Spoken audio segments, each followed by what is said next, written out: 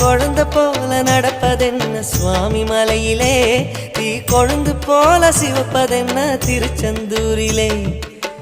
குழந்தை வேலன கொஞ்சி விளையாடலாம், கோபக்கார குமரன எப்படித்தான் ஆடலாம். குளத்தை போல மனசு கலங்குது, குமரா தெளிய வச்சா ரொம்ப நல்லது.